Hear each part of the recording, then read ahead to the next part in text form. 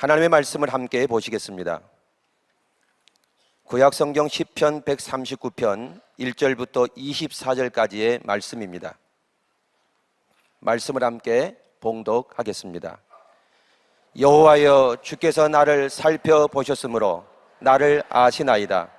주께서 내가 앉고 일었음을 아시고 멀리서도 나의 생각을 밝히 아시오며 나의 모든 길과 내가 눕는 것을 살펴보셨으므로 나의 모든 행위를 익히 아시오니 여호와여, 내 혀의 말을 알지 못하시는 것이 하나도 없으시니이다.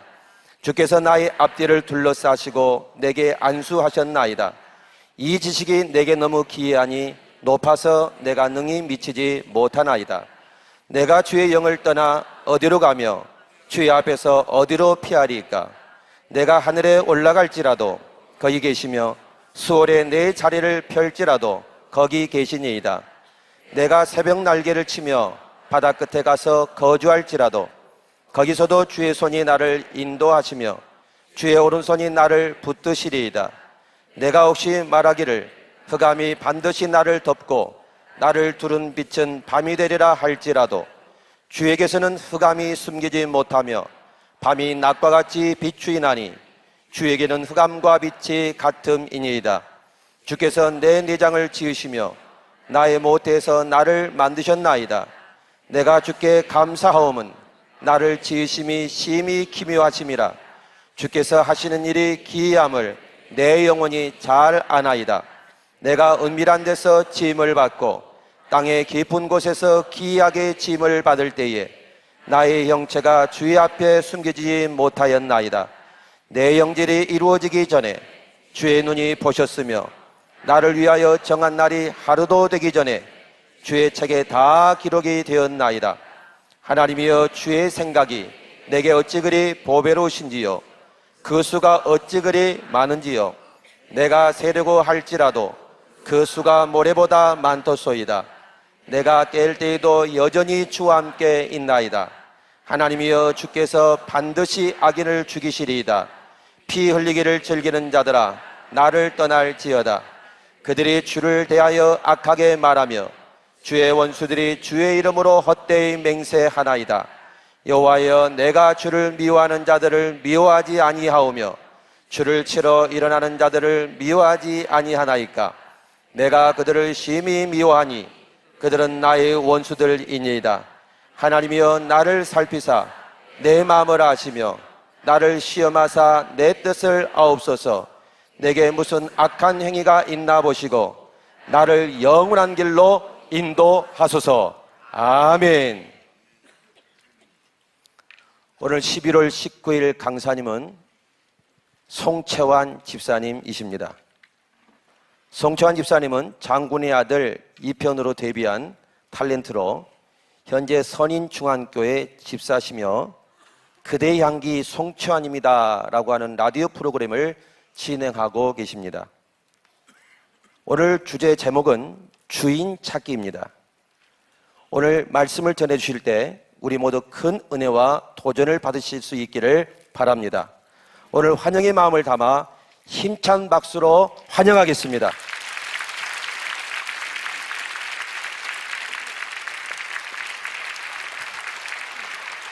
안녕하세요. 반갑습니다. 송채환 집사입니다.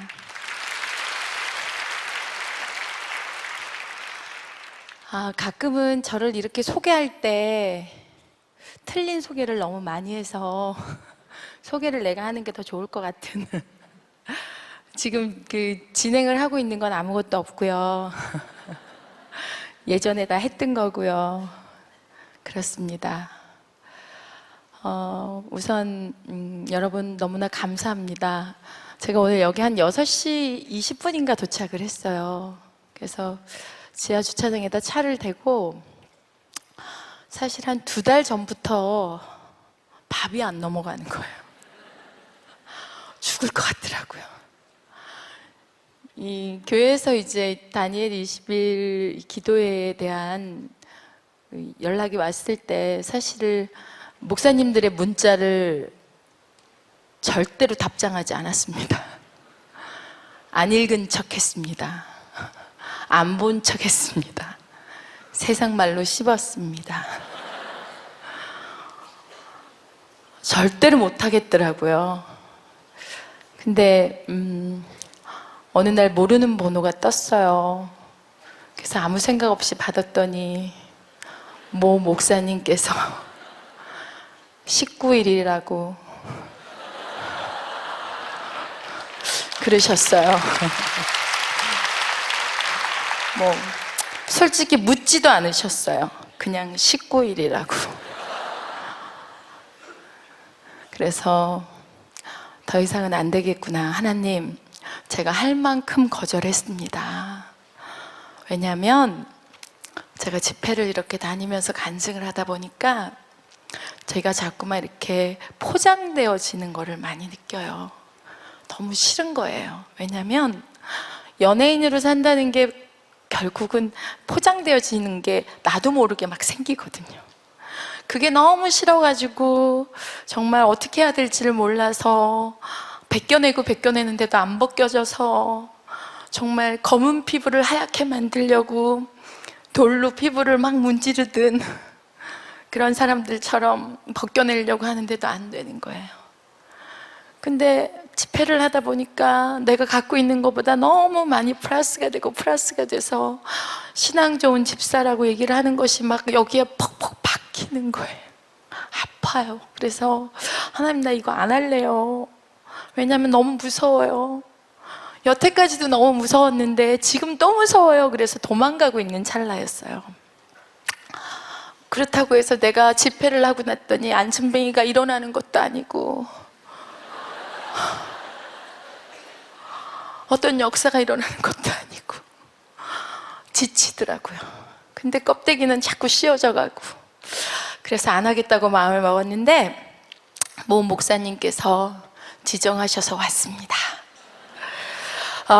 네, 고맙습니다. 그 시편 139편의 말씀은 제가 굉장히 힘들 때 어떤 목사님께서 이 말씀을 전체적으로 쫙 읽어주는데 그 말씀 한 구절 한 구절이 저에게 박히기 시작했습니다. 하나님은 살아계십니다. 여러분이 지금 느끼는 여러분의 호흡하고 똑같이 동일하게 살아계십니다. 저는 아까 여기 들어오기 전에 잠시 화장실을 들렸는데 화장실에 딱 들리면서 하나님이 너무 무섭게 살아계신 게 막 느껴지는 거예요. 그래서 저는 화장실에 들어가서 제가 볼일을 볼 때 주변에 쓰레기가 막 떨어져 있으면 그걸 다 주워서 담습니다. 제가 들어가 있는 그 공간에. 왜냐하면 은밀한 곳에서 보시는 하나님. 무서운 거예요. 숨길 수가 없잖아요. 그래서 화장실이 막 때로는 되게 더럽게 이렇게 될 때가 있어요. 사람이 많이 올 때. 그러면 내가 이걸 그냥 나가려고 치면 막 무서워요. 그럼 휴지를 이렇게 뜯어가지고 이걸 다 정리해서 꾹꾹, 어떨 땐 발로 꾹꾹 누르고 한번 쓱 닦아놓고 그리고 나가고, 세면대도 꼭 한번 이렇게 다 닦아놓고 이렇게 나갑니다. 그렇게라도 내가 위로를 삼아야 될 것 같아서. 사실 여러분들하고 나누고 싶은 얘기가 너무 많습니다. 왜냐하면 제가 10살 때부터 예수를 믿었고 지금 48이면 38년 정도를 예수를 믿은 거 아닙니까? 여러분도 똑같이 여러분이 이 오늘의 주인공 간증자이듯이 저도 그렇습니다. 제 인생에 저는 저만큼 정확하게 간증을 할 수 있는 사람이 없습니다. 그래서 여러분들하고 어떤 얘기를 나눌까 막 고민을 했는데 저한테 지난주에 기가 막힌 일이 터져버렸어요. 그래서 저는 정말 여러분은 상상 못 하실 거예요. 40일 금식 기도를 꿈꾸고요. 왜냐면 이 집회 때문에 너무 힘들어가지고. 근데 그게 그렇게 쉽게 안 되더라고요. 얼마나 힘들겠어요. 근데 지난주에 갑자기 그닥 친하지도 않고 잘 알지도 못하는, 아니 좀 알기는 알지만 오래전에 그냥 우연한 인연으로 알게 된 어떤 언니한테 연락이 왔어요. 아들이 18살인데 갑자기 열이 나갖고 병원에 갔는데 첫날 대학병원에 갔더니 그냥 감기라고 해서 해열제를 받아오고, 둘째 날 다시 또 열이 안 떨어져서 갔더니 또 그냥 감기라 그래서 해열제를 받아왔어요. 그렇게 감기가 낫기를 기다리고 죽을 끓여서 먹이고 그러던 그날 새벽, 월요일 새벽이었어요. 갑자기 아이가 파랗게 질리면서 힘들어하는 거예요. 그래갖고 급하게 대학병원으로 다시 이 아이를 데리고 갔습니다. 그랬더니 의사 선생님이 피 검사를 좀 해봅시다. 아이는 갑자기 엄마 나 다리가 너무 아파요. 그러니까 엄마가 아대를 구하러 가서 아대를 구해다가 응급실에서 아들 다리에다가 이렇게 잘 채워줬어요. 그리고 아들한테 괜찮아질 거야 병원에 왔으니까 그렇게 얘기를 했는데 갑자기 이 아들이 중환자실로 가야 되는 상황이 됐어요. 중환자실로 갔는데 아들이 엄마 나 감기고 열이 나는데 왜 중환자실이에요? 라고 얘기를 하니까 나도 모르겠다. 괜찮을 거야. 아무 일 없을 거야. 라고 얘기를 했는데 그 아들이 갑자기 유행성 출혈열이라는 병명이 발견된 거예요. 그러면서 그게 심장을 때려버렸어요. 그러더니 갑자기 아들이 눈을 감았는데 눈을 못 떠요. 혼수 상태예요. 수능을 며칠 앞두고 지난 월요일에 하늘이 무너지는 것 같으니까 이 언니는 갑자기 기도하는 막 예수 믿는 분이거든요. 생각이 나다가 기도를 해달라고 중보를 부탁하고 제발 괜찮아질 거야, 괜찮아질 거야. 그렇게 기도를 했어요. 근데 이 아들이 수요일 날, 월요일 날 새벽에 병원에 입원했고 월, 화, 수요일 날 의사 선생님이 마음의 준비를 하라는 이야기를 듣습니다. 전화가 왔어요. 어떻게 마음의 준비를 하래. 하나님께 기도했어요. 하나님 이게 무슨 일입니까? 유행성 출혈열은 찾아봤더니 100명 중에 7명 정도만 취사율이 있는데 그리고 걸릴 확률도 아주 낮은데 어떻게 이런 일이 있을 수 있습니까? 하고 함께 중보를 했어요. 근데 너무너무 답답한 거예요. 그래가지고 제가 잘 아는 어떤 아이가 굉장히 맑은 영을 가지고 있는 크리스찬 아이가 있어요. 그래서 기도를 할 때 그 아이하고 같이 이제 물어도 보고 제가 막 그럴 때가 있어서 너무 답답해가지고 그 아이한테 초등학생이에요. 물어봤어요.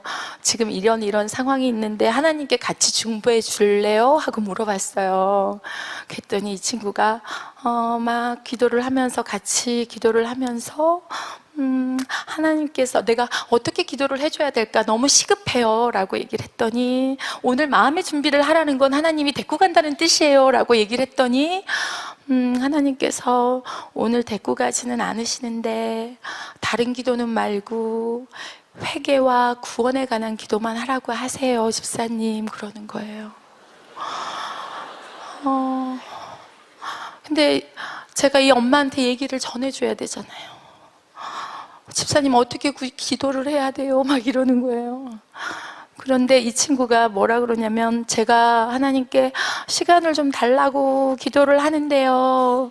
하나님께서 네 소원 한 가지를 나한테 주면 내가 그 시간을 연장시켜 줄게 라는 이 아이가 천진난만하게 그래서 자기가 너무 속상하지만 소원을 한 개 내려놨대요.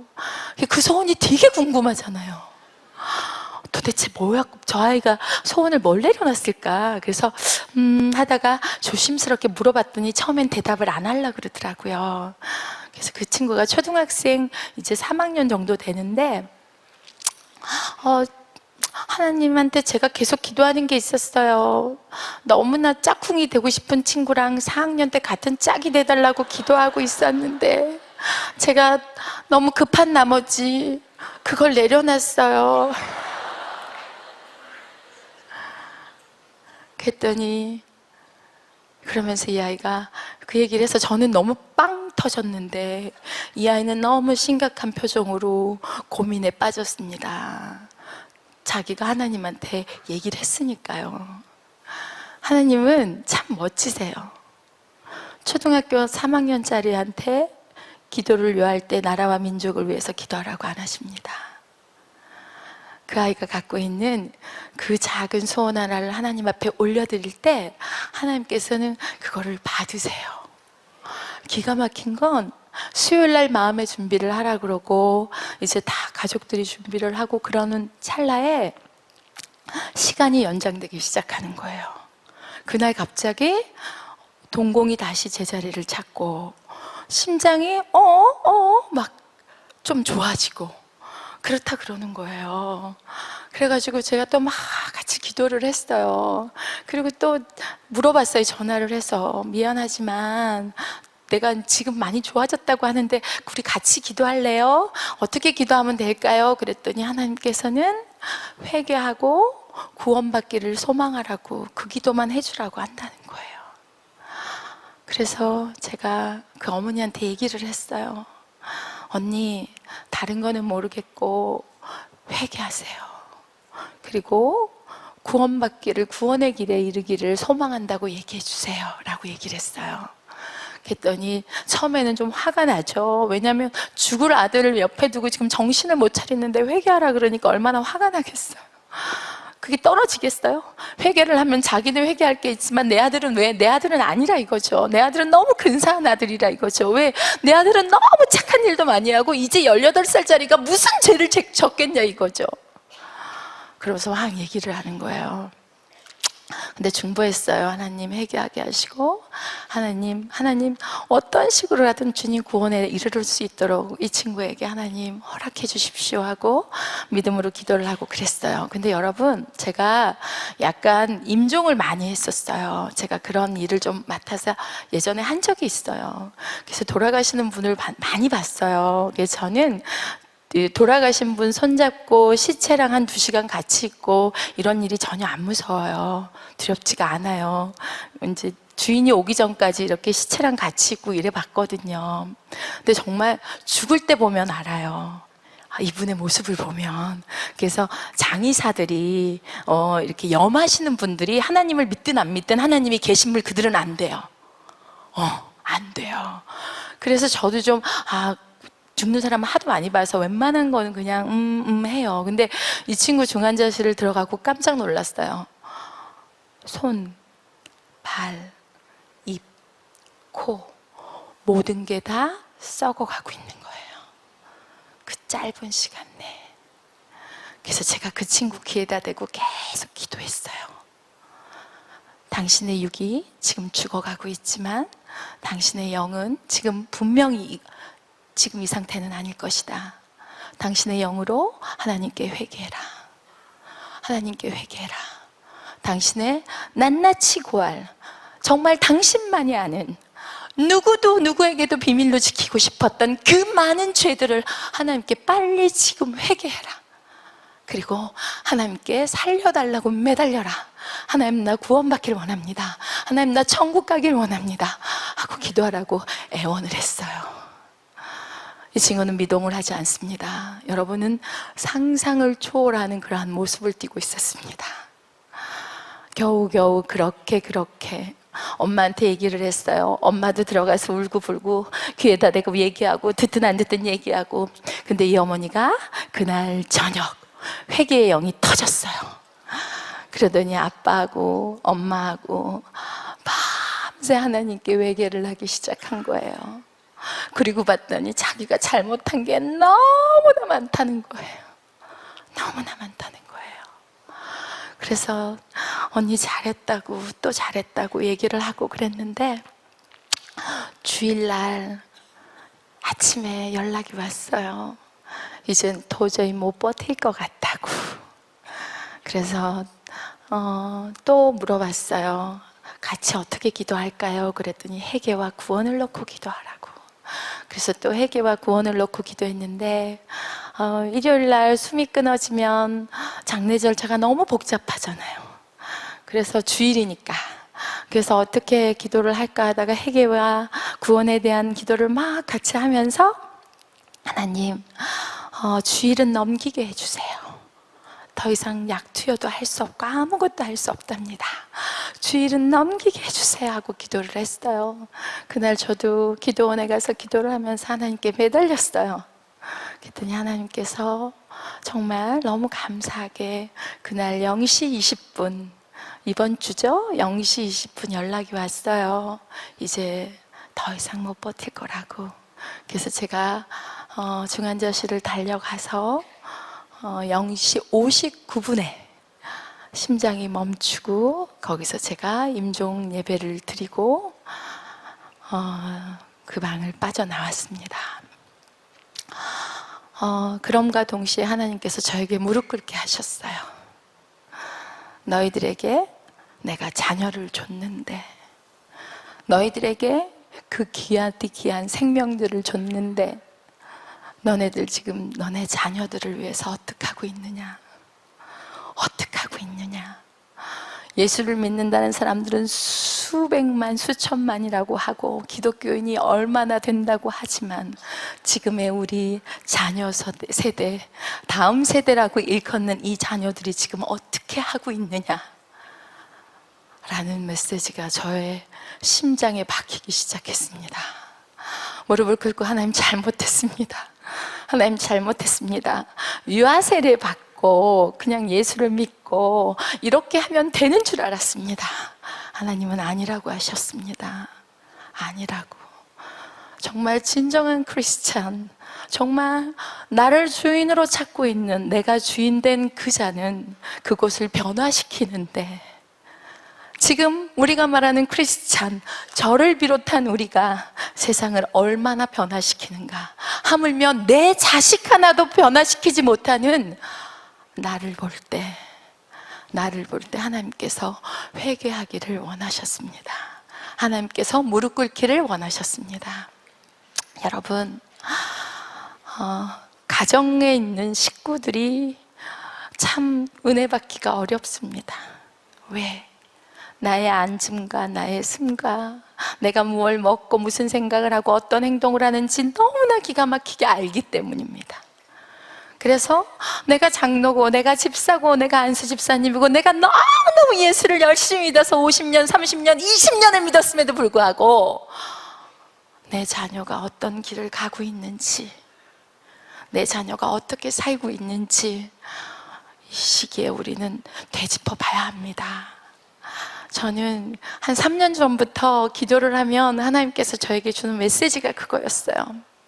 하나님, 나라와 민족, 세계 복음화, 하나님 땅끝까지, 하나님 주님의 말씀 복음, 기도를 할 때 내 자신과 내 아이들을 위해서 울라라는 말씀이 저의 심장에 파고들기 시작했습니다. 그래서 하나님께서 늘 말씀하셨습니다. 가정 예배를 회복해라. 집에서 예배를 드려라. 근데 기가 막힌 게 아이들 입술에서 엄마, 가정 예배 드렸으면 좋겠어요. 엄마, 가정 예배 드렸으면 좋겠어요 하더라고요. 무진장 어려워요.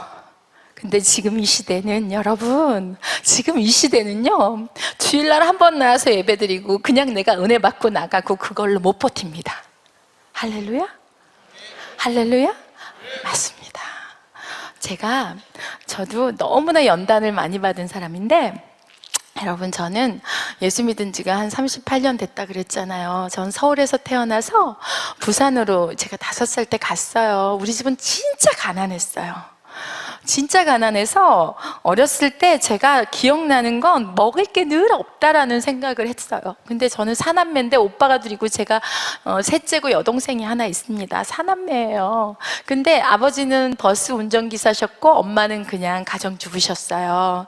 그래서 이제 부산으로 갔는데, 부산으로 가게 된 계기가 저 5살 때 우리 어머니가 되게 아팠어요. 그래서 병원에 입원을 해서 수술을 했는데 의사 선생님이 괜찮을 거라 그랬는데 우리 엄마가 갑자기 중환자실에 들어간 거예요.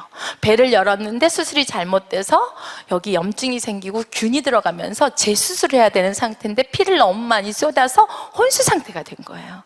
그 상태에서 저는 집에서 엄마를 기다리고, 어릴 때니까 5살이니까. 근데 아버지한테 연락이 온 거예요. 당신 부인 힘드니까 빨리 오라고. 그래서 우리 아버지가 운전하던 걸 멈추고 집에 엄마한테 갔는데 갈 때 오빠 둘을 데리고 갔어요. 오빠 둘을 데리고 가가지고 네 엄마 죽을지도 모른다고. 오빠는 저 위로 3살 많고 5살 많아요. 그 오빠들은 저보다는 철이 들었잖아요. 그래서 데리고 가가지고 엄마 죽는다고. 그러니까 오빠들은 거기서 하염없이 울고, 아버지도 이제 모든 거 다 포기하고. 왜? 병원에서 죽는다고 하니까. 그런 상태에서 어찌 우여곡절 끝에 저희 어머님이 다시 소생했어요. 그래서 희한한 건 아주 오랜 기간 병원에 있다가 나오셨는데 우리 어머니가 완전히 그냥 우리 어머니 얼굴이 아니었던 기억이 나요. 그래서 저는 5살 때 일이기 때문에 정확하게 기억나지 않지만 50이 넘은 저희 오빠가, 55된 저희 오빠가 우리 어머니한테 이렇게 앉으면 엄마가 그때 죽지 않아서 너무 고마워요. 엄마가 살아줘서 너무 고마워요. 이러는 거예요. 그래서 그러면서 옛날 얘기를 오빠가 쭉 해요. 그때 엄마가 이렇게 돌아가셨으면 우리가 어떻게 될 뻔했어. 우리는 고아원으로 버려졌을 거예요. 막 이런 얘기를 해요. 그래서 저는 그때를 되뇌이는데 엄마가 그래갖고 집에 와가지고 거의 한 1년 만에 집에 오셔서 이렇게 딱 집에 계신데, 이제 살만해졌다, 엄마가 오니까 괜찮겠지 하고 이제 엄마를 병간호하고 어머니의 회복을 돕고 있는데, 우리 아버지가 버스 하는 운전, 우리 아버지 버스가 한강대교 다리 위에서 굴러버렸어요, 겨울에. 그래서 우리 아버지 차가 빠져버린 거예요. 그래갖고 우리 아버지가 이렇게 큰 사고가 났어요. 그래갖고 그때 겨울이니까, 그래갖고 하반신이 다 데이고, 그래서 이 다리 쪽을 다 이식 수술을 하고, 머리나 얼굴 쪽 이쪽도 다 이식 수술을 하고 그러셨어요. 그래서 1년을 꼬박 병원에서 대소변을 다 받아내면서 엄마 만신창이 됐죠. 아버지 만신탕이 됐죠. 아버지가 1년 동안 병원에서 그리고 계시고 나오니까 서울이 지긋지긋한 거예요. 그래서 부산으로 떴어요. 그래서 저희 집 식구는 다 부산으로 갔는데 아무것도 가진 거 없이 부산으로 가서, 부산에서도 진짜 가난한 사람들만 살고 있다는 부산 범일동 그 똥청강, 지금은 동청강이라고 얘기하는데 그땐 똥청강이었어요. 그 다리끼 밑에 넝마주이들이 살았어요. 그 옆에 정말 이렇게 지대가 낮은데 사람들이 이렇게 모여 살았어요. 거기로 집을 틀고 들어간 거예요.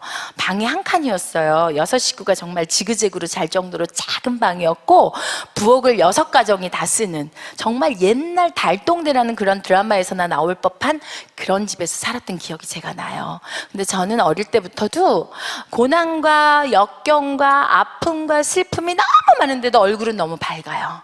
지금도 여러분이 보시면 알겠지만 제가 어디 고생한 얼굴로 보입니까? 고생 전혀 안 한 얼굴로 보이잖아요. 근데 아무튼 그 나이 때 그랬어요. 근데 저는 되게 밝았어요. 왜 밝았냐면 엄마가 살아있잖아요. 아버지가 살아있잖아요. 전 그게 그렇게 좋았어요. 그래가지고 이제 그때 아버지랑 엄마랑 막 그렇게 재밌게 사는데, 아버지는 할 게 없는 거, 우리 아버지가. 그래서 경남버스라고 다시 이제 운전대를 잡는데, 우리 아버지가 서울에서는 시내버스를 운전했고 부산에 가서는 경남버스 운전을 하는데 2박 3일 3박 4일 강릉으로 포항으로 이제 차를 운전을 하니까 집을 많이 비우시잖아요. 근데 이제 집을 비우고 그러니까 저희 집에는 늘 엄마가 아프다 괜찮다 아프다 괜찮다를 반복했어요. 그래서 저는 아주 일찍부터 한 8살 7살 뭐 요때부터 집안일을 도맡아 했어요. 그래서 웬만한 셰프보다는 제가 음식을 잘합니다. 네, 칼질도 잘합니다. 그래갖고 아무튼 드라마에서 칼질하는 역할 이런 거 저만큼 잘할 사람이 없어요. 네, 지금은 한물간 배우기 때문에 여러분들이 기억 못하실지 몰라도 옛날에 뭐 오기이모라든지 첫사랑이라든지 이런 드라마에서 제가 칼질을 하고 막 이러면 감독님들이 틸업을 했어요. 틸업이라는 거 여기서부터 손부터 이렇게 올리는 거예요. 보통은 손을 대역을 쓰거든요. 전 대역도 안 써요. 저는 산 닭도 잘 잡아요. 제가 살던 동네에 닭 튀기는 데가 있어서 닭 죽여놓으면 그거 털 뽑아주고 그러면서 닭 얻어먹고 그랬어요. 그러니 뭐 그게 어렵겠어요? 목 비틀어갖고 그냥 잡으면 되지? 어렸을 때 그렇게 산 저의 흔적이 저는 부끄럽지 않았습니다. 왜냐하면 나에게는 엄마가 있고 아빠가 있고 저는 그것이 참 좋았어요. 그래서 늘 어릴 때 저는 그랬어요. 나는 크면 엄마 아빠 내가 모시고 살 거야. 오빠가 둘이 있음에도 불구하고 내가 모시고 살 거야. 그랬어요. 커가지고 제가 오빠들이 장가를 가고 제가 이제 있을 때 엄마 아빠 내가 모실 테니까 오빠들 양보해. 그랬더니 우리 오빠들이 양보를 쉽게 하더라고요. 전혀 고민을 안 하더라고요. 그래서 저는 부모님을 제가 지금 모시고 삽니다. 그런데 저는 아무튼 그래서 부산에서 어린 시절을 그렇게 보냈는데 하나님은 몰랐어요. 근데 제가 10살 되던 해 우리 어머니가 다시 아팠어요. 그래서 부산 메리널 병원에 입원을 했습니다. 병원에 갔는데 병원에서 한 달, 두 달, 석 달, 넉 달이 있어도 우리 어머니 변명이 나오지 않았습니다. 어머니는 이렇게 붓기 시작했고 물을 넘기지도 못할 정도로 심각해졌고 의사들은 포기를 해가고 있고 의사들이 포기할 쯤 저희 아버지도 포기하고 아버지가 포기할 쯤 부모님들도 포기하고 어머니를 낳아준 어머니도 포기를 하고 우리 어머니는 죽은 산 송장처럼 되어버리고 있었어요. 그때 제가 어머니한테 달려갔어요. 우리 친할머니는 그때 어머니가 아직 숨도 거두지 않았는데 새엄마를 찾으러 간 기억이 나요. 너무 마음이 아팠어요. 엄마한테 매달렸어요. 살아나라고, 죽지 말라고, 살아나라고.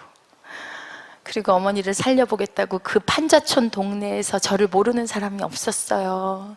니네 엄마 살리고 싶으면 저 무당집 가서 구태. 니네 엄마 살리고 싶으면 저 무당집 가서 구태. 그럼 저는 그 집, 저 집을 쫓아다니면서 구슬했어요. 저는 8살, 10살부터 집안을 다 책임지는 집안의 대빵이었거든요. 아버지가 돈을 주시고 저한테 장을 보라 그러시고 그랬기 때문에 늘 저는 돈 관리를 굉장히 잘했습니다. 그렇게 이 집 저 집 무당집을 쫓아다니고 이거를 헤매기면 되게 좋다 저거를 헤매기면 좋다 해서 그 어린 나이에 안 해본 게 없습니다. 근데 어머니는 여전히 일어날 기미를 보이지 않았어요. 병원에 계시기 싫다고 죽어도 집에서 죽고 싶다 그래서 산 송장 같은 어머니를 집으로 모시고 왔고 저희 어머니는 집에 오셔가지고 저에게 물도 떠먹이며 물이 주르르 흐르고 그랬던 기억이 나요. 물이 잘 안 넘어가서 링거를 계속 꽂고 있었어요. 요즘에는 집에서 링거를 못 맞지만 예전에는 집에서 링거를 맞춰줬습니다. 약국에 계신 아주머니들이 와서 주사바늘 꽂아주고 가고 그랬어요. 그러던 어느 날 집안엔 다 부적 그런 것들이 막 붙어 있었어요. 제가 막 무당 불러다 굿도 하고 그랬으니까. 그러던 어느 날 어머니가 저를 찾았어요.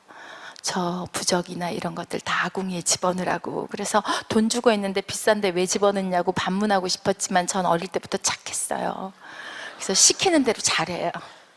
그래서 그 부적들을 다 집어넣고 그랬어요. 그랬더니 어머니가 나 교회 가고 싶다 그러는 거예요. 기절할 일이죠.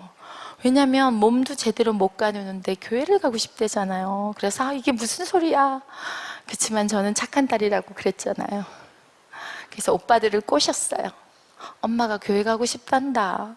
우리 엄마 데리고 교회 가자. 오빠들이 미쳤나? 그래도 해보자. 어머니가 그때는 새벽이면 울려 퍼지는 그 교회에서 울려 퍼지는 종소리가 있었습니다. 그 종소리를 듣고 어머니가 교회 가기를 소망하셨어요.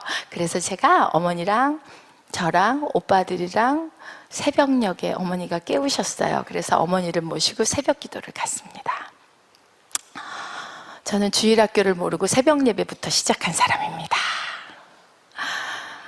새벽에 가서 기도를 하는데 우리 어머니는 제대로 앉지도 못하고 저 기둥 뒤에 저 기둥이 그때도 교회가 있어 부산의 범일동의 성동교회라고 제가 그 교회도 집회를 갔다 왔는데 거길 갔더니 저를 기억하는 사람이 있는 거예요. 천보약국이라고 약국 약사님이 아주 멋진 노인이 되셔가지고 저한테 그러는 거예요. 네가 새벽마다 우리 약국 두들겼던 거 생각나나? 그러더라고요. 저를 부둥켜 안고 우시고 그러셨습니다. 우리 어머니랑 저 기둥 뒤에서 어머니가 울고 계셨어요. 하나님 살려주세요. 내가 잘못했습니다. 너무 남루한 복장이어서 우리 어머니를 그 누구도 거들떠보지 않을 법한 그러한 복장으로 그러한 병색으로 우리 어머니는 와 계셨고 저는 아무것도 모르고 어머니 뒤에서 어머니가 오니까 따라오는 딸이었어요. 그렇게 새벽 예배를 다녔습니다. 그러던 어느 날 어머니가 금요일 날 담요 한 장을 챙기라 그러더니 교회를 가자 그러시는 거예요. 주일 예배를 다니기도 전에 저는 금요철야를 갔습니다. 금요철야는 여러분, 요즘에는 일찍 끝나지만 예전에는 밤을 꼬박 샜어요. 그리고 새벽에 또 예배를 드렸어요. 기억하실 겁니다.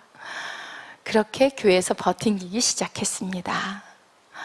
목사님도 바라봐 주시고 성도님도 바라봐 주셨지만 그 누구도 어떻게 해줄 수 있는 상황은 아니었어요. 하지만 저희를 위해서 그 누군가가 기도를 해주시는 것 같았어요. 이름도 성도 모르지만 그분들은 너무나 병환이 완연한 저희 어머니를 보고 그냥 지나칠 수 없으니까 앉아갖고 기도해 주시고 같이 울어주시고 그러셨어요.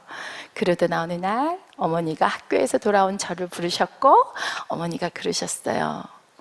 내가 물이 넘어간다. 내가 물이 넘어간다. 물을 한 숟가락 넣어주면 입안에 머금다가 버리는 게 거진다였는데 이게 목구멍으로 넘어간다 그러시는 거예요. 그렇게 차츰차츰 저희 어머니는 좋아지기 시작했습니다.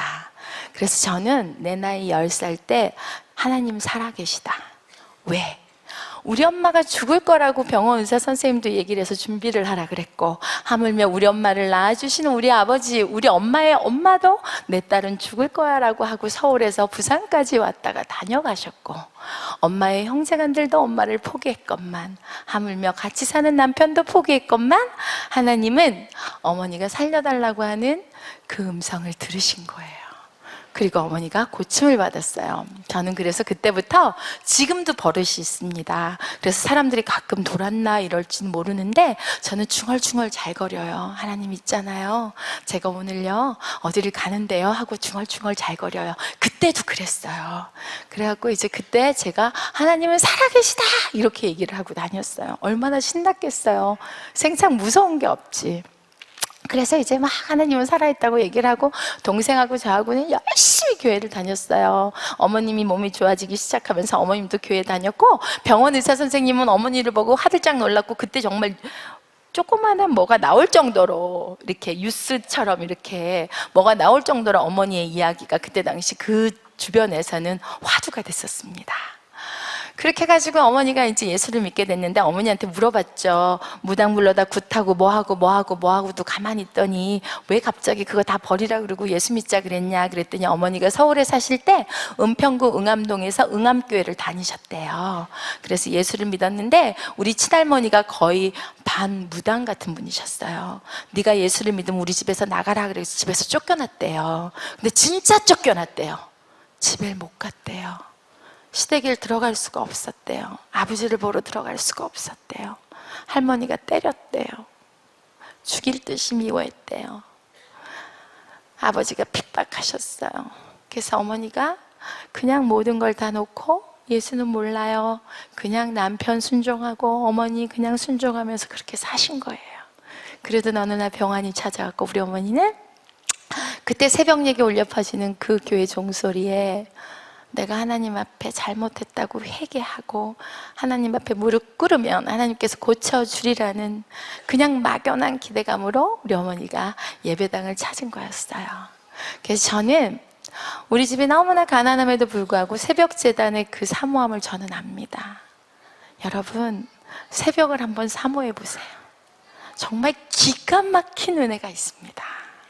정말 여러분, 상상을 초월할 은혜가 있습니다. 저는 그래가지고요 그때부터 하나님은 살아계시다 하나님은 살아계시다 막 기뻤어요. 저희 어머니는 안 한 일이 없습니다. 워낙 초등학교도 못 나오시고 공부를 못 하셔서 저희 사남매 대학 공부시키겠다고 정말 안 해본 일이 없습니다. 그 아픈 몸을 이끌고도 남의 집 일부터 시작해서 안 해본 일이 없으세요. 길거리에 앉아서 노점에서 수구레라는 장사도 하시고, 여러분은 수구레가 뭔지 모르죠? 소고기 껍질, 가죽하고 가장 가까운 거죽을 수구레라고 합니다. 그거를 띄어다가 그 똥청강 다리끼에서 어머니가 수구레를 팔고 그러셨어요. 그럼 저는 학교 끝나고 엄마 옆에서 수구레 파는 걸 도와드리고 그랬어요. 그렇게 하면서 저는 이제 우리 집이 가난한지를 잘 몰랐어요. 왜냐면 주변이 다 가난하니까. 그러던 어느 날 중학생이 됐습니다. 중학생이 돼가지고 이제 제가 대레사 여중을 다녔어요, 부산. 그러니까 이제 중학생이 되니까 학군이 이제 바뀌니까 거기는 이제 좀 잘 사는 애들도 있고 그랬나 봐요. 근데 우리 반 반장이 되게 부잣집 아이가 있었나 봐요. 그 부산에 지금 여성병원이라고 하는데 그때는 다른 이름이었어요. 병원장 딸내미가 우리 반 반장이었어요. 어느 날 그 아이가 반장이 되더니 자기네 집에 초대를 하는 거예요. 저를 지목을 해서 같이 가재요. 그 집에 가갖고 눈이 깜짝 떠졌어요. 이렇게 부자들도 있구나. 제가 사는 거하고는 완전 다른 세상이었습니다. 제일 놀라웠던 건 그 집의 냉장고를 보고 너무 놀랐어요. 우리 집은 아이스박스인데 예전에는 아이스박스에 얼음 채워놓고 살았잖아요. 근데 걔네 집은 냉장고고 냉장고에서 얼음이 쫙 하고 나오는 거예요. 얼마나 부러워요. 그래서 그 집에서 나오면서 하늘을 보면서 기도했어요. 하나님, 우리 집에 냉장고가 있었으면 참 좋겠습니다. 하나님, 난 냉장고가 너무 부럽습니다. 전 지금 주택에서 사는데 저희 집에 냉장고가 6대 있어요.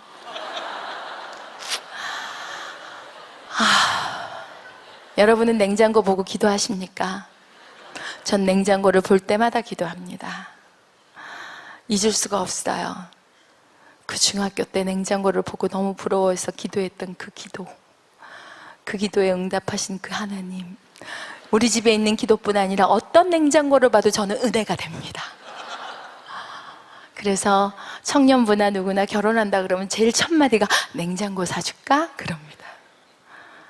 전 냉장고 선물할 때가 제일 기분이 좋습니다. 그러던 어느 날 저는 중학교를 그렇게 다니면서 공부를 못했어요. 집안일을 하면서 부모님을 돌보고 어떻게 공부를 잘할 수 있었겠어요. 오빠들 도시락을 싸고 동생 도시락을 싸주고 그리고 중학교를 다녔거든요. 공부를 너무 못하니까 저보고 여상을 가래요. 그것도 야간을. 주간에는 뭐 하냐 그러니까 주간에는 국제상사가 갖고 신발 만드는 공장 국제빌딩. 예전에 국제상사라고 여러분 부산에는 신발 공장이 되게 많았습니다. 거기에 낮에 가서 일을 하라는 거예요. 그때 프로스펙스를 만들었어요. 거기서. 너무 화가 나는 거예요. 내가 아무리 공부를 못하기로서니 낮에 공장 가서 일을 하라니. 국제상사 앞에 가갖고 얘기했어요. 망해라. 망해라. 진짜 망했어요. 몇 년, 한 10여 년 된 것 같습니다. 부산 국제영화제 때문에 부산을 가면서 제가 국제상사 옛날 자리를 찾아갔잖아요. 회개하러. 하나님, 그때는 그 목적이 아니었습니다. 너무 공부를 못하고 그러니까 저는 참 서글펐습니다. 그러던 어느 날 기도를 하는데 서울로 가면 왠지 모르게 내가 출세를 할 것 같은 거예요. 그래서 서울을 가겠다고 중학교 3학년, 고등학교 1학년이 들어갈 무렵 어머니한테 떼를 썼어요. 그랬더니 어머니께서 그때 이제 김밥도 말아주고 남의 집살이도 하시고 참 저희 집 가난했거든요. 식당에서 일도 하시고 그랬는데 저희 어머니 30만 원을 어디서 꼬았어요. 일수를 찍기로 하고. 제 아버지하고 오빠들한테 얘기했더니 웃기고 있네. 네가 서울 가고 뭐 하려고 미쳤나 그러더라고요. 내 갈 거다. 가갖고 내 출세할 거다. 그러니까 웃기지 마라 그러더라고요. 안 웃긴다네. 될 거다. 다 반대하는 거예요. 왜? 제가 집안의 식모였어요, 여러분. 제가 없어지면 오빠들부터 얼마나 불편하겠어요. 반대를 하는데 저희 어머니가 30만 원을 제 손에 쥐어주더니 가라 그러더라고요. 가서 네가 하고 싶은 거 해라 그러더라고요. 그래서 저는 중학교 3학년 마치고 방학 때 서울로 왔습니다. 진짜 열차를 타고 왔습니다. 종이 쪽지에다가 난곡 입구 해갖고 저 주소를 적어서 저희 외숙모네가 난곡 입구 저 신림동에 살았거든요. 그 주소 한 장을 들고 그 집으로 더부살이를 하러 간 거예요. 그 집에는 자식이 5명이었고 외숙모, 외할머니, 외삼촌에 총 8명이 살았어요. 그 집에 가서 제가 살아남는 길은 딱 하나, 집안일을 열심히 해드리는 거였어요. 그래서 더부살이 하는 주제니까 얼마나 열심히 눈치를 보면서 일을 했겠습니까? 딱 6개월 버티니까 못 버티겠더라고요. 그래서 어머니한테 얘기를 했어요. 엄마 아무래도 안 되겠다. 내가 엄마 혼자 자취를 한번 해볼게. 그랬더니 우리 어머니가 저를 믿는다 그러셨거든요. 우리 어머니는 다른 말 한마디도 안 하셨어요. 내는 너를 믿는다. 그리고 나는 우리 엄마가 너무 고마운 게 그거예요. 초등학교도 못 나온 엄마인데 내가 숱해 거짓말을 하고 숱해 엄마한테 미운 짓을 했는데 우리 엄마는 그때마다 저를 믿는다 그랬어요. 그리고 꼭 한마디를 더 붙였어요. 너를 위해서 기도한다고. 우리 어머니는 지금 80이에요. 근데도 우리 어머니는 저를 위해서 엄청나게 기도하세요. 정말 무릎이 굽히지는 않는 우리 어머니는 배를 여러분 4번 열었습니다. 배를 4번을 열었어요. 어머니는 다른 기도 안 하세요. 기도하십니다. 저는 제가 어머니를 잘 모셔서 우리 어머니가 80까지 살아계신 줄 알았어요. 아니요. 어머니가 기도의 용사기 때문에 하나님께서 아직 어머니를 버티게 하고 계십니다. 우리 어머니는 간에 암이 있습니다. 본인은 모르십니다. 근데 하나님께서 희한하게 버티게 하고 계십니다. 여러분, 그래서 제가 서울을 왔어요. 자취방을 하나 구했는데 자취방이 정말 여러분 과장 아닙니다. 정말 싼 집을 구했는데 이문동 석관동 그쪽에 연탄 삼천리 연탄 공장이 있었어요. 그 연탄 공장에 보면 옛날에 연탄 광에 연탄을 이렇게 쟁겨놓고 한겨울을 놨잖아요. 그 연탄 광을 개조한 방이 하나 있었어요. 그 방에 제가 이제 들어가게 된 거예요. 근데 그 방이 얼마나 정말 좁았냐면 지금도 저는 저희 아이들에게 그 얘기를 하는데 제가 딱 눕잖아요. 그럼 거짓말 아니에요. 여기서 요 정도밖에 안 돼요. 넓이가. 왜냐하면 제가 딱 누워갖고 이쪽에서 이쪽으로 온전하게 한 바퀴를 돌라 그러면 안 돌아져요. 이쪽 벽에 몸이 탁 부딪혀요. 근데 쓸모없이 기럭지는 길어요. 그리고 천정은 제가 지금 키가 160인데 제가 고등학교 때 키가 160이에요. 1cm도 안 컸어요. 그때 그 천정이 154 정도 됐던 것 같아요. 그 방에서 한 번도 일어난 적이 없습니다. 그 방으로 자취방을 딱 구하고 제가 엄마 아플 때 본 게 뭐예요? 이제 진짜로 서울 이 하늘 아래에 저 하나잖아요. 아무도 제가 의지할 데가 없잖아요. 외숙모 외할머니가 있는 것도 아니고 외삼촌이 있는 것도 아니고 오빠들이 있는 것도 아니고 아무도 없잖아요. 그 연탄광을 개조해서 드르륵 드르륵 네일을 넣는 그 방을 얻고 제일 먼저 한 것이 막 거리를 뛰쳐나가서 교회를 한 군데 정했습니다. 작은 개척교회였어요. 교회에 등록을 하고 저는 그 다음날부터 새벽제단을 쌓기 시작했습니다. 저는 한 3년 가까운 세월을 새벽제단을 빼먹지를 않았습니다. 정확하게 기억은 나지 않지만 거의 하루도 빼먹지 않은 걸로 기억을 합니다. 저는 시험 공부는 안 했을지라도 새벽 예배는 드렸습니다. 그리고 새벽 예배 드리면서 3가지 기도를 했습니다. 정말 하나님이 아세요. 우리 엄마 우리 아버지 오래 살게 해주세요. 왜? 엄마가 아픈 걸 너무나 많이 보고 자랐어요.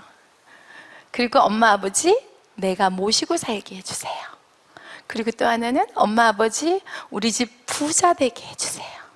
이 3가지 기도를 했어요. 그랬더니 하나님께서 이 3가지 기도에 응답을 하시려고 갑자기 고등학교 3학년이 가까운 시점에 뭐를 하고 먹고 살아야 되나 해서 저는 유치원 선생님 뭐 이런 거를 꿈꾸고 있었어요. 어느 날 수학 선생님이 연극표 한 장을 줘서 친구들하고 다 연극을 보러 대학로를 딱 가서 앉아있는 순간 배우해야 되겠다 그 생각이 드는 거예요. 그래서 부산에다가 엄마 아버지를 찾았어요. 엄마 아빠 내가 오늘 꿈을 찾았다. 내가 배우 돼갖고 엄마 아버지 호강시킬 거니까 기다리라. 그러니까 우리 아버지가 네가 미쳤나? 배우가 되려면 돈도 많아야 되고 백도 있어야 되고 얼굴도 이뻐야 되는데 우리 집은 돈도 없고 백도 없고 얼굴만 이뻐갖고 어떻게 배우가 되냐고 난리가 난 거예요. 제가 지금은 망가졌지만 옛날엔 이뻤습니다. 그렇게 다 부정적인 생각을 할 때 우리 어머니가 내는 니를 믿는다. 기도해 줄게. 그러시는 거예요. 그때는 이렇게 억수로 사투리를 쓸 때입니다. 그래갖고 내가 고등학교 때 일어나갖고 책을 읽거나 내가 국어책을 읽거나 영어를 읽으면 다 웃었어요. 폴리스 이랬으니까. 진짜로.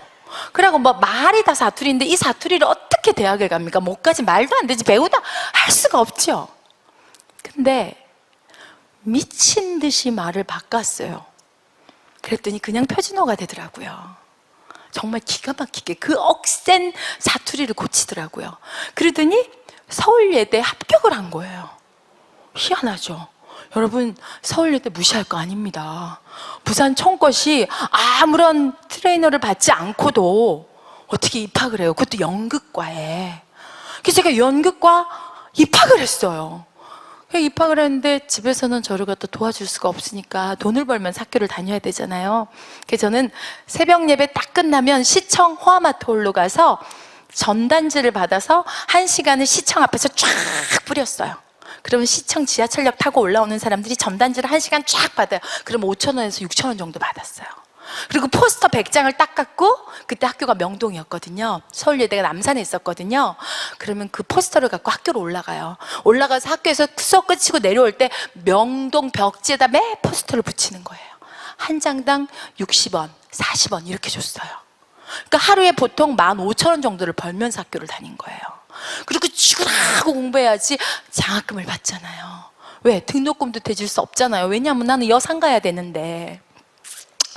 근데 제가 새벽 예배를 끝나고 그렇게 정말 열심히 돈을 벌면서 학교를 다녔어요.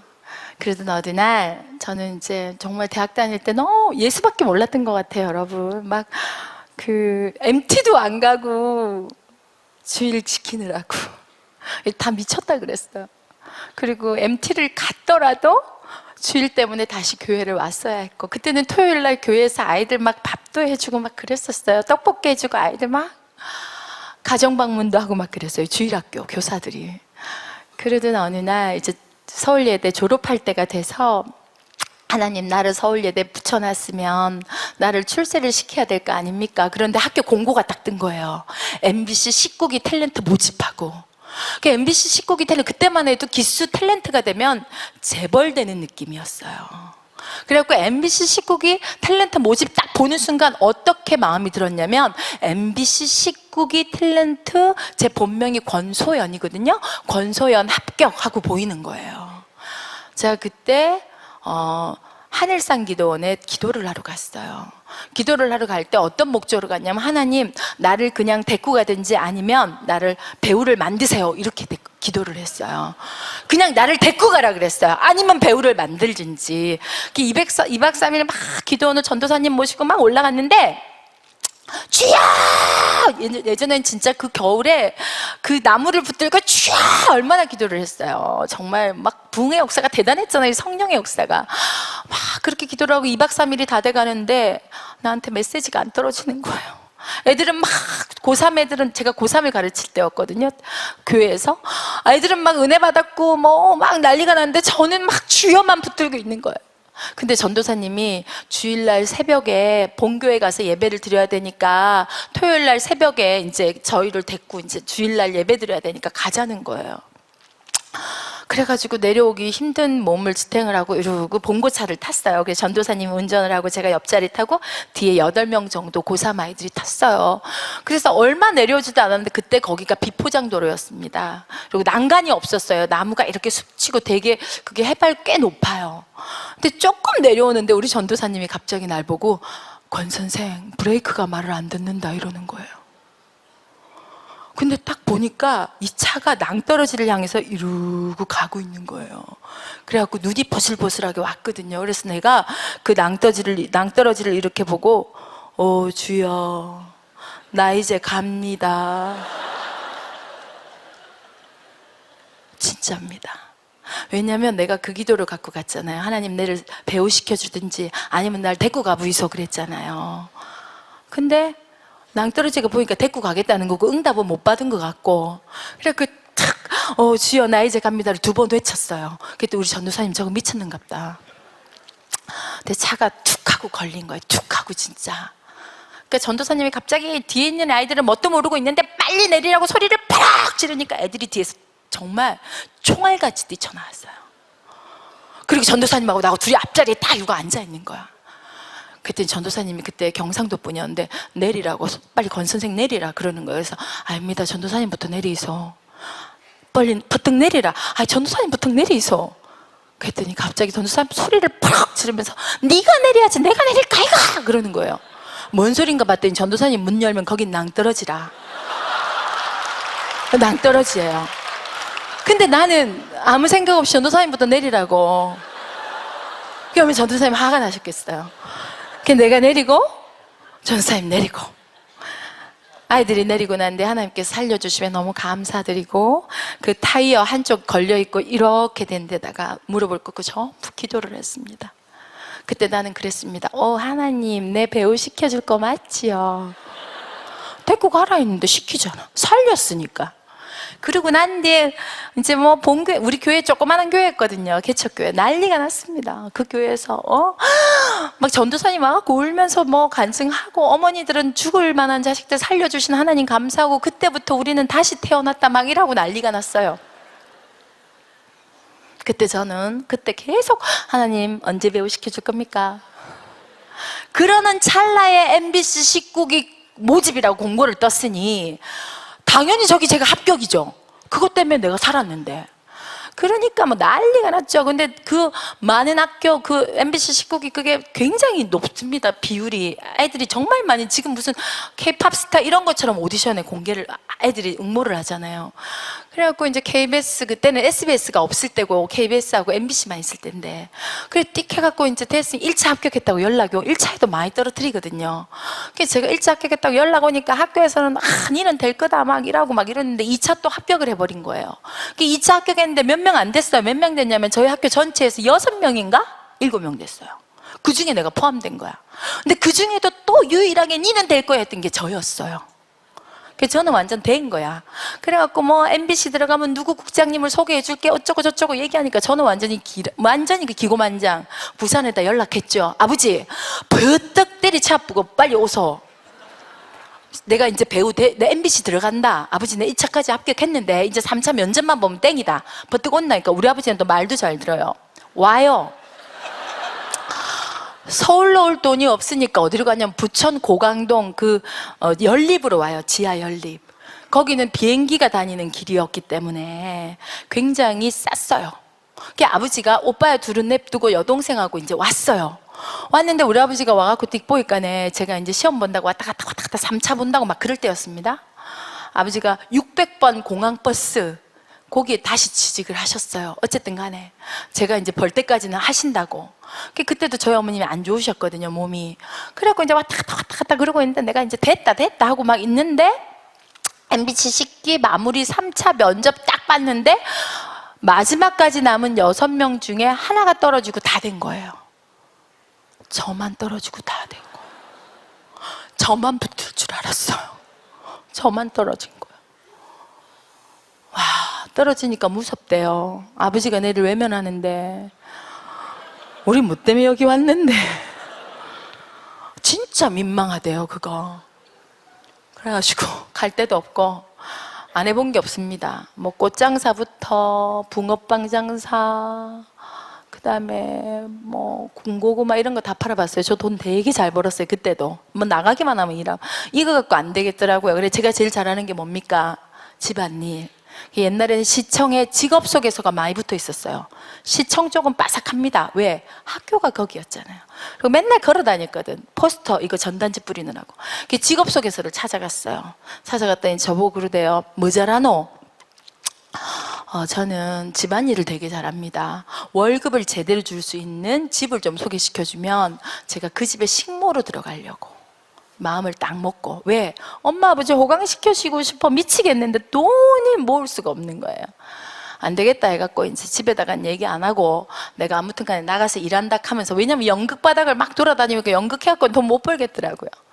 그랬더니 그 직업소개서 사장님께서 저한테 그랬어요. 2번 다시 직업소개서는 찾아오지 말고 네가 그렇게 돈을 벌어야 된다면 내가 소개해 줄 데가 한 군데 있다고. 그러면서 저기 삼양동에 있는 청수탕을 소개해 줬어요.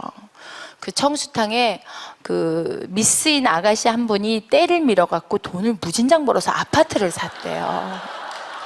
그러면서 그분 제자로 저를 소개시켜 준 거예요. 그래서 제가 찾아갔잖아요.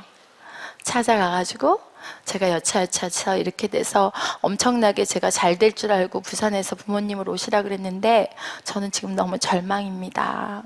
나 좀 일 좀 다 가르쳐주면 목욕탕에 가서 그거 하는 거 보니까 돈을 진짜 잘 버는 것 같더라고요. 그런데 직업소개서 분이 정말 돈 많이 벌 수 있으니까 해보라 그래서 사정을 했더니 그분이 너무 흔쾌히, 정말 그분이 되게 예쁘신 분이었어요. 허락을 해주셨어요. 그래서 제가 목욕탕으로 이제 출석을 하는 거예요. 집에다가는 얘기 안 하고. 그래서 이제 머리 감기는 거, 때 미는 거, 때도 결대로 밀어야 돼요, 여러분. 그래서 저는 지금도 이제 제가 어머니 때를 이렇게 밀어드리면 우리 엄마가 그래요. 철없이 너는 어떻게 때도 잘 미노. 그때 배웠거든요. 그러던 어느 날 신문에 크게 공고가 났습니다. 장군의 아들 2 여자 주인공을 뽑는다고. 장군의 아들 1이 그때 세상을 시끄럽게 했고 박상민이라는 친구가 장군의 아들 1으로 스타가 됐죠. 장군의 아들 2에서는 여자 주인공을 뽑는다. 그러니까 여자들하고 이제 응모를 하라고 했는데 그때 2천 몇백 대 1이었을 거예요, 아마. 저도 응모를 안 하려고 그랬는데 여러분, 목욕탕에는 신문이 많잖아요. 그러니까 우리 때밀이 스승 언니가 저를 자꾸 꼬대기는 거야. 여기 시험 한번 봐라. 니 배우 하고 싶다며, 이러고요. 그래서 제가 그때 학교 다니면서 리포터를 잠깐 했었어요.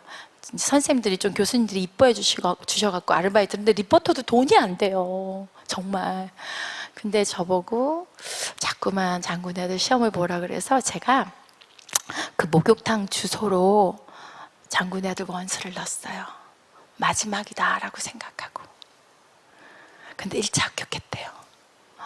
그래서 또 비밀로, 왜? MBC 식구기 땐 그렇게 시끄럽게 했잖아.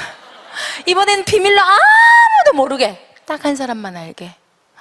근데 마지막 2600대 14대 1인가 아무튼 그랬던 것 같아요. 거기서 1등을 뽑는데 그 1등이 저였어요. 근데 여러분, 임권택 감독님이 지금 연세 많으신데 그때도 감독님께서 약간 말을 더듬으셨어요. 그래서 제가 뽑혀가지고 막 뉴스에도 나고 신문에도 나고 막 그랬어요. 그랬는데 그때 저희 집에서 저를 텔레비에 나온 거를 못 보고 누구 사람들이 얘기를 해줬나 봐요. 그 집 딸하고 억수로 비슷한 아가 뵀다고. 제가 집에다 얘기를 안 했잖아요, 되고 난 뒤에도. 그때 떨어졌을 때 한이 너무너무 많이 맺혀가지고. 나중에 이제 우리 아버지한테 내가 얘기를 했더니 우리 아버지가 갑자기 또 돌변하더니 너는 될 줄 알았다. 장군의 아들 2 여자 주인공이 됐을 때 나는 선포했습니다. 기자들이 막 싫어했어요. 하나님은 살아계십니다. 저 같은 아이를 이렇게 뽑혀주시고. 그래서 막, 그러니까 기자들이 또 쓸 때 그 얘기는 싹 빼요. 지들끼리만 예수의 기준 그만하라고. 그렇게 해서 저는 이제 장군의 아들 2 여자 주인공이 되면서 하루아침에 정말 바닥에서 위로 올라오기 시작하는데 정말 걷잡을 수 없더라고요. 그쯤 되니까 나랑 MBC 식구기 같이 시험 봤던 애들이 궁금하잖아요, 여러분. 어떻게 됐는지 궁금할 거 아니에요. 그래서 알아봤더니 그들은 지나가는 포졸 1, 안악내 1 이러고 있는데 저는 그때 대우전자 CF부터 시작해서 박상원 씨하고 광고를 한 6, 7개? 이렇게 했던 것 같아요. 그러니까 갑자기 이제 돈을 많이 벌게 됐죠. 돈을 많이 벌게 되고, 제가 그때, 요즘에도 큰 돈인데 그때 당시 굉장히 큰 돈이었어요, 여러분. 사인회 1시간씩 하면 현금으로 500만 원씩 줬었어요. 돈이 들어오기 시작하는데 걷잡을 수 없는 돈이 막 들어오는 거예요. 그래서 저는 어렸을 때부터 서원했거든요. 하나님, 내가 돈 벌면 이 모든 돈을 하나님께, 하나님 나라를 위해서 다 쓰겠습니다. 막 제가 막 얼마나 막 하나님 앞에 큰 소리를 쳤겠어요. 그리고 막 교회 방송하면서도 사람들이 그랬어요. 참 뭐가 도와주는 것 같다고. 저는 남들보다 연기도 열심히 안 했어요, 솔직히. 대본도 많이 안 봤어요, 솔직히. 근데 항상 저는 연기를 참 잘한다는 말을 들었어요. 저는 다 쉬웠어요. 너무 쉬웠어요. 근데 제가 놓친 게 있었어요, 여러분. 그렇게 해서 저의 그 파란만장한 우여곡절, 정말 그지같이 사는 저의 삶에 광명이 탁 비치고, 그래서 나는 하나님께 영광을 정말 돌릴 것처럼 행동을 했는데 제가 돈을 벌기 시작하고 수억을 벌고 수십억을 벌고 어마어마하게 벌었습니다. 근데 저는 그 돈을 하나님께 쓰지 않았어요. 정말. 여러분 안 그럴 것 같죠? 여러분 돈 벌면 하나님 나라 위해서 쓸 것 같죠? 그리고 여러분 출세하면 하나님 나라 위해서 그 출세한 그 영광을 올려드릴 것 같죠? 그게 안 되더라고요. 제가 기독교 방송 새롭게 하소서도 진행을 하고 공개적으로는 굉장히 신앙이 좋은 사람처럼 가장이 돼 있지만 사실 저는 껍데기뿐이었습니다. 왜냐하면 저는 제 자신이 알잖아요. 저는 하나님보다 돈이 좋았고 하나님보다 사치가 좋았고 하나님보다 유명해지는 게 좋았어요. 그리고 하나님보다 뭐든지 세상의 것들이 좋은 게 많았어요. 근데 교회에 와서는 하나님이 제일 좋은 척 했어요. 정말. 그리고 신앙이 제일 좋은 척 했어요. 정말. 저는 그렇게 해도 되는 줄 알았어요. 그렇게 해도 예수 믿는 사람일 거라고 생각을 했어요. 그러던 어느 날 제가 너무나 많이 벌어놨던 그 돈이 하루아침에 와르르르 무너지면서 모든 돈을 다 잃었습니다. 세상 사람들이 알지 못하는 너무나 큰 돈. 정말 죽는 것 같았어요. 저는 죽으려고 결심을 했어요. 자살을 하려고 했어요. 여러분이 상상하지 못하는 짓거리를 너무나 많이 했어요. 죽으려고. 왜? 돈을 잃어버리고 나니까 살 소망이 없더라고요. 그때까지만 해도 나는 내가 뭘 잘못했는지 몰랐어요. 대충 주일 예배 드렸고 대충 헌금도 잘했고 어떨 때는 내가 좀 많다 할 정도로도 하나님 앞에 올려드렸고 주일 예배 빼먹지 않고 웬만큼 다 했는데 왜 나한테 이런 시련이 와야 되는지 이해가 안 됐어요. 하나님이 미웠어요. 원망했어요. 그 세월이 길었습니다. 그때까지도 몰랐습니다. 내가 왜 이런 상황에 처해야 되는지. 저는 어릴 때부터 부모님을 되게 사랑합니다. 지금도 부모님을 사랑합니다. 그래서 부모님에게 망한 거를 보여주기 싫었어요. 형제들에게도 망한 거를 얘기하고 싶지가 않았어요. 정말 외톨이가 됐고 정말 구석으로 막 몰리기 시작했습니다. 죽기만 딱 남은 그 상황에 죽기 일보 직전 저는 이런 거를 얘기해도 될지 모르겠지만 생명보험을 어마어마하게 들었었어요.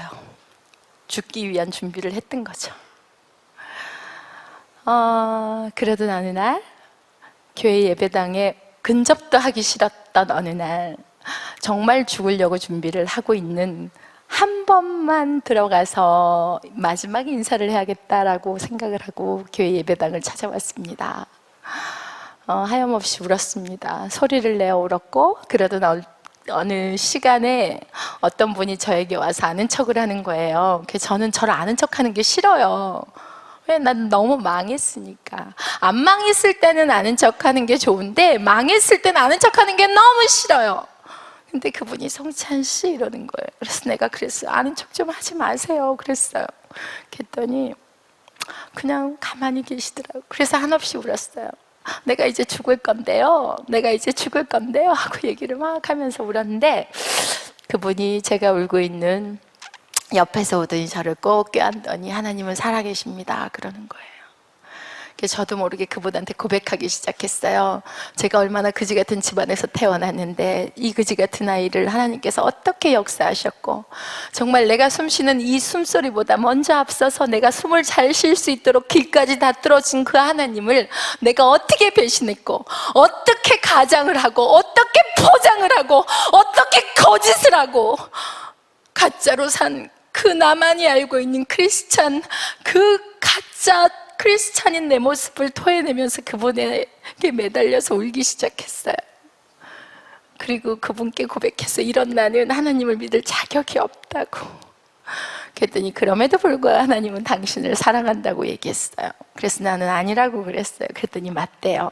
그러더니 그분이 그 날부터 저희 집에 저를 데리고 다니기 시작하면서 매일같이 예배를 드리러 와주셨어요. 정말 이름도 성도 모르는 그분이. 그러더니 예배를 드려주시고 같이 울어주시고 같이 울부짖어주시고 그러던 어느 날 저에게 봉투를 하나 내밀었는데 그 봉투에는 100만 원의 큰 돈이 들어있었습니다. 죽고 싶을 때 다른 데 가지 말고 이걸로 차비해서 예배당을 오라는 거예요. 죽고 싶을 때 다른 데 가지 말고 이 돈으로 차비해서 예배당을 오라고. 새벽 2시, 3시 요쯤에 많이 괴롭혔습니다. 아주 많은 수면제를 장기간 복용을 했고요.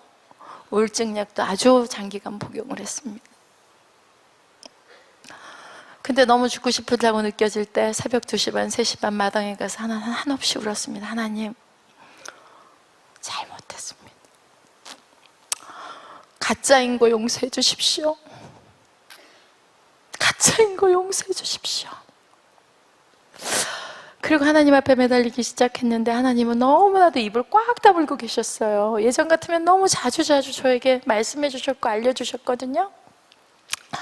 7개월을 아무 말씀이 없었습니다.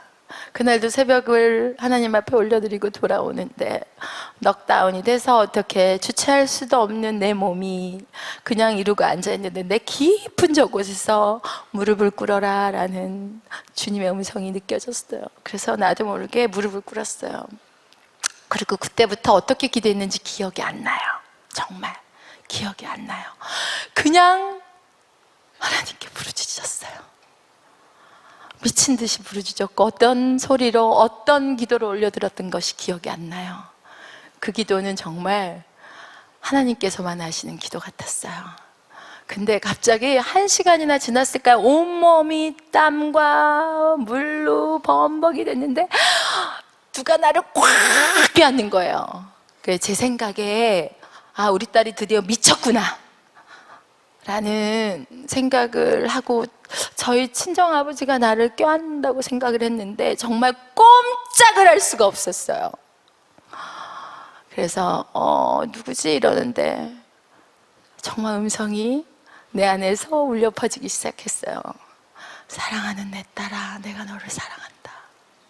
여러분, 아니라 그랬어요. 저 아니에요, 하나님. 나를 어떻게 사랑해요? 그랬더니 우리 하나님께서 뭐라 그랬냐면 첫째 아이가 소울이고 둘째 아이가 예성입니다. 네가 너의 딸 소울이와 예성이를 사랑함보다 내가 너를 사랑함이 더 크다. 저는 세상에서 가장 큰 사랑이 어미가 자식을 사랑하는 사랑이라고 생각합니다. 근데 하나님께서 그러셨어요. 비교할 때가 안 되니까 네가 너의 딸, 아들을 사랑함보다 내가 너를 사랑함이 더 크다. 할렐루야. 그 음성은 진짜였습니다. 그래서 그때부터 하나님 앞에 뒹굴기 시작했고 그때부터 하나님 앞에 다시금 하나님 용서해 주세요라고 이제 고백이 되어지기 시작했어요. 여러분, 주님 뜻대로 살겠다고 아까 고백하셨죠? 찬양으로. 뒤돌아서지 않겠다고 고백하셨죠? 근데 뒤돌아서면요, 돌아오는 길은 갑절로 힘듭니다. 기도줄은 그렇습니다. 기도줄은 잡을 수 있을 때 잡아야 됩니다. 여러분, 지금 다니엘 20일 기도라는 게 오늘까지 19일? 이 기도줄을 20일이 끝났다 그래서 놓지 마십시오. 여러분, 자녀와 여러분 자신을 위해서 울 때입니다. 우리가 선교사님들을 위해서 기도하고 그럴 때 맞죠. 하지만 내 자녀들이 어떤 길을 가고 있는지 여러분 아셔야 됩니다. 내 자녀들이 정말 무슨 일이 있는 것처럼 저렇게 갑자기 어느 날 갑자기 하나님께서 불러서 데리고 갈 때 그 아이가 어느 문을 향할 수 있을지 여러분 한번 기도해 보십시오. 자신 있습니까? 오늘 밤 여러분을 데리고 가신다면 여러분 자신 있습니까? 제가 그래서 다시 무릎 꿇었습니다. 하나님, 이 아이들을 정말 주님께서 원하시는 그 생명으로 키워내기를 원합니다. 여러분, 아이는 학교에서 키우는 것도 아니고 교회에서 키우는 것도 아니고 가정에서 키우는 겁니다. 부모가 키우는 겁니다. 우리 다음 세대들이 어떻게 가는지 여러분 아십니까? 지금 어디를 향해서 달려가는지 여러분 아십니까? 내 아이는 안 그럴 거라고요. 영으로 기도해 보십시오. 내 자녀를 놓고 기도해 보십시오. 절대로 그렇지 않습니다. 그래서 제가 이번에 이런 일을 겪으면서 아이들 앞에 다시 무릎을 꿇었습니다. 무릎을 꿇고 우리 딸아이가 지금은 초등학교 5학년인데 이 딸아이가 5살 때 말을 했어요. 5살 때 말을 하고 터졌을 때 저한테 한 말이 그거예요. 엄마, 저는 아기가 말이 너무 늦어가지고 문제가 있나 보다 하고, 이 아이 어릴 때 제가 엄청 힘들었을 그 과정이었기 때문에 딸아이가 말을 안 해서 기억도 못할 줄 알았는데, 이 딸아이가 5살이 지나고 얘기를 할 때 여러분, 저한테 고백할 때 어떤 고백을 했는지 아세요? 엄마, 이 세상 살기가 너무 힘들더라도 우리보다 먼저 죽겠다는 말은 하지 마. 이게 이 아이의 고백이었어요. 이 아이 4살 때, 말을 못할 때, 이 아이가 그냥 잠들어 있을 때 너무 살기가 힘들어서 제가 한 얘기예요. 근데 이 아이는 그거를 기억을 해냈나 봐요. 그리고 아이가 얘기를 하는 거예요. 엄마, 사는 게 너무 힘들더라도 엄마, 나보다 먼저 죽겠다는 얘기 하지 마.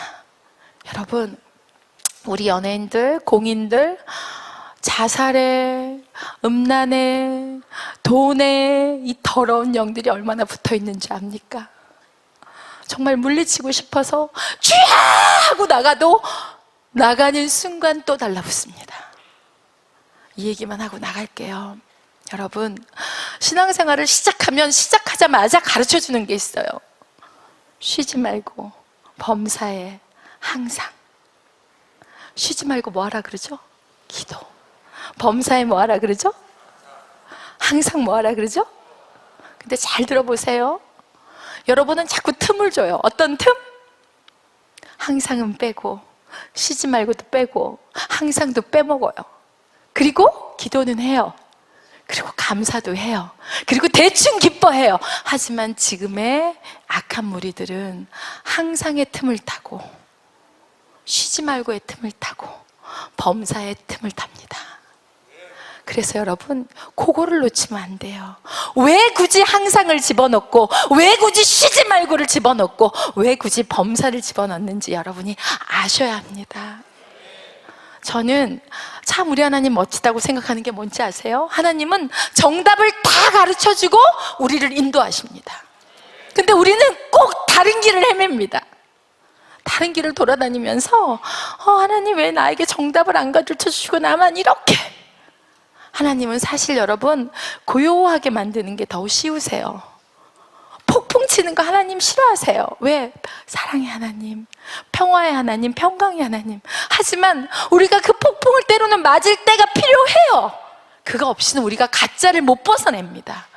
여러분, 우리가 이렇게 막 뜨겁게 19일 기도하고 20일 기도했다고 해서 우리가 다음이 보장됐다고 아무도 얘기 안 합니다. 못 합니다. 항상 쉬지 말고 범사가 붙어야 됩니다. 그게 없이는 아니 됩니다. 저는 지금 감히 고백할 게 하나 있습니다. 저는 망한 자입니다. 하지만 망해서 기쁜 자입니다. 제가 망하지 않고 지금도 내가 잘 나가는 연예인 그 자리에 서 있었다면 저는 지금 어느 위치에 있을지 제가 너무 잘 압니다. 그것을 너무 잘 알기 때문입니다. 지금은 솔직히 재미가 없어서 일을 못하고 있습니다. 하자고 합니다. 근데 재미가 없습니다. 그래서 홈쇼핑에서 물건이나 팔고 그러면서 끼니를 잘 때우고 있습니다. 여러분, 제가 이제 내려갈 건데 누구보다도 진품과 짝퉁은 자신이 압니다. 근데 내가 나로 인해서 주변이 변화되지 않고 나로 인해서 가정이 회복되지 않았다면 그건 짝퉁입니다. 그건 분명히 짝퉁입니다. 저도 아직도 진품이 아닙니다. 저희 집도 아직 회복되지 않은 영혼들이 있습니다. 그래서 진품 되고자 하나님 앞에 매달리고 있습니다. 그러니까 여러분, 항상과 범사와 그리고 쉬지 말고를 놓지 마십시오. 그걸 놓는 순간 여러분은 또 뒤돌아서게 될 겁니다. 제가 되게 은혜를 받은 게 시편 139편입니다. 제가 이거 한 번만 여러분께, 왜냐하면 이렇게 살아계시고 이렇게 기가 막히게 하나님께서 여러분을 이렇게 만지시는 그 하나님을 여러분이 한번 느껴보셨으면 좋겠습니다. 만져보셨으면 좋겠습니다. 가져보셨으면 좋겠습니다. 제가 이걸 한번 읽어드릴게요. 여러분 그냥 눈을 감고 들으시든 눈을 뜨고 들으시든 한번 들어보셨으면 좋겠습니다. 분위기 있는 음악 좀 띄워주세요.